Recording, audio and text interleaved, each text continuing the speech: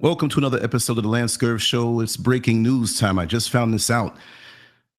Steve Stevens, if that's how you pronounce his name, committed suicide. And this is all you're going to hear on the news today. And this is all you're going to see on Facebook. This is going to be a very, very short shoot from the hip, assessing my feelings on the whole thing. And I do want to do a longer show on it, but as you well know, we have to pay the bills. We have to get out in the street and do what we have to do. So maybe later on tonight, let me know. Of course, if you don't know, Stevie Steve,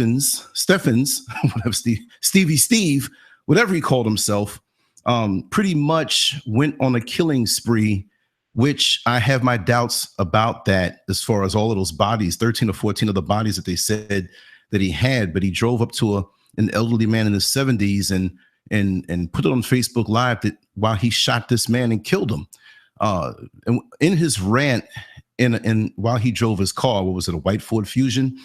He friends and just doing a live thing, and he was basically saying that it was his girlfriend that pushed him to the point she pushed his buttons and got him to go off and click and do stuff like this and do these killings.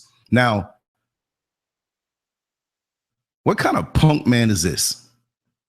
You know, I don't feel sorry for him. I'm not going to say I'm going to call for somebody's killing, but did he deserve to take his own life? Yes. He took a life and he was arrogant about it. And the funny thing is that, you know, these days I'm not blaming Facebook, because Facebook has been instrumental in helping people find other people. Some of those missing black girls in the Washington, D.C. area and abroad, if we could find some of them. But to take the life of somebody randomly like that, because you had your heart broken or your feelings hurt because of a young lady that you were dealing with. They say this term simp, that's a simp.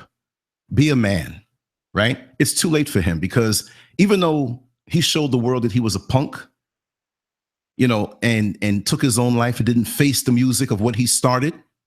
Face the music, man. You did this. You got up on Facebook and talked about how I'm going to work on the next body. What kind of mess is that? Like, you have so much authority, but you can't even control your life.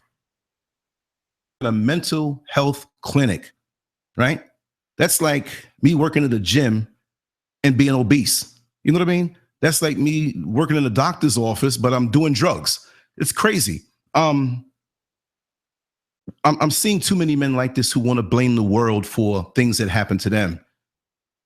Come into this world, we don't know what cards we're going to be dealt with in the deck of life, right? So we got to handle it.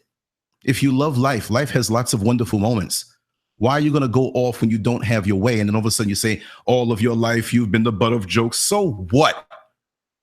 Whatever the butt. When people had made me the butt of their jokes, I made myself better. At one point, when I was eating and trying to train and get heavier for bodybuilding back in my early teens, I got a little chubby.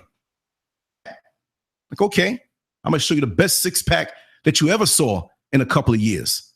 People said that things you can't do with this, and they whisper to other people. Forget that. I go on and suck it up. You're telling me what I need to do to improve. When I improve in that area and I come back and look at you, I don't say anything. I just look at you. Feel stupid. That's the kind of person I am, right? But a real man would not let any ridicule or a breakup or anything make him go off like this. And then when it's time to face the music, you punk out. He thought he escaped. And I don't know what people here believe in. Let's just say it this way. He thought he escaped by killing himself. I believe he walked right into the loving arms of Satan himself. So he's getting his just due. You can't leave this level people on any level without paying for it. You pay for it now. He's doing it the spiritual credit card way. He's paying for it later, which is now. I just want to say one thing.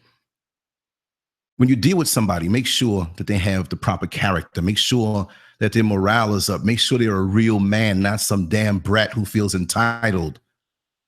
This man, because all these folks walking around in fear because of him, that they think that somebody that looks like him, oh my God, that might be him. You understand?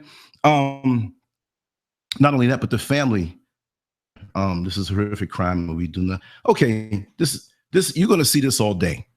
Fox, everybody's going to be zoning in on this. But the effect really that I'm worried about is this going to make us as black men look more like animals?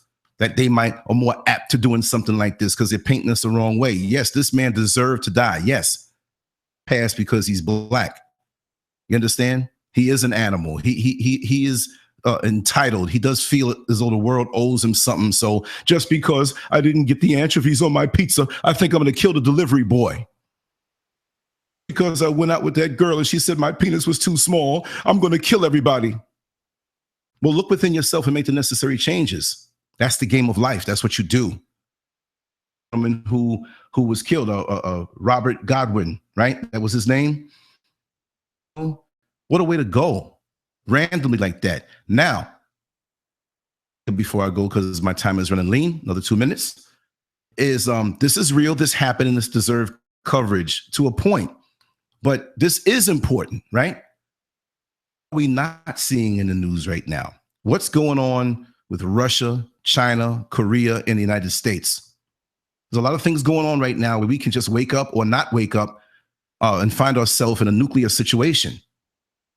This is important, and my heart goes out to this family of Robert Godwin and the family of Steve Steffen, because or Steve Stevens or Steffens, whatever, because either that's still their family. Bloodline. No. That they had nothing to do with this. And if they did, as far as like something in the upbringing, those who raised him, sometimes also for what your kids do. So I'm not going to take that statement back, but we don't know what's going on.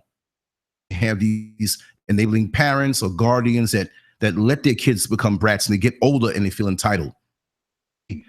Schooled enough on the situation to say, what is her name? Joy. I forgot the last name. His girlfriend, supposedly. If you feel guilty for anything, I hope you don't. Don't feel guilty for anything because you did not do this to him. He's putting it on you, overwhelmed, and his being a brat and being entitled and wanting to take his stuff out on the world. Trust me, with the frustrations that I felt in this world at times, if I was going to take it out, trust me, I would be a living nuclear bomb. And slick as I am, but I don't get down like that. My father and mother did not raise me to be that way. I look within. Now, when somebody's trying to take my life or trying to come at me in some harmful way, I'm gonna knock you out. I'm gonna take you out. Problem with that. Or if you do it around me, you understand, I'm gonna look out for whoever is innocent or who is helpless. That's what you do as a man, regardless of what the law says.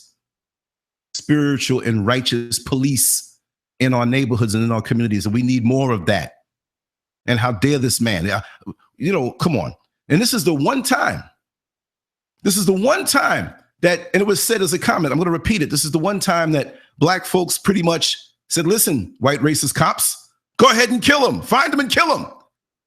And they couldn't even do that. He took it himself. But like I said, we have to be aware of everything around us. We can't just take something on face value anymore.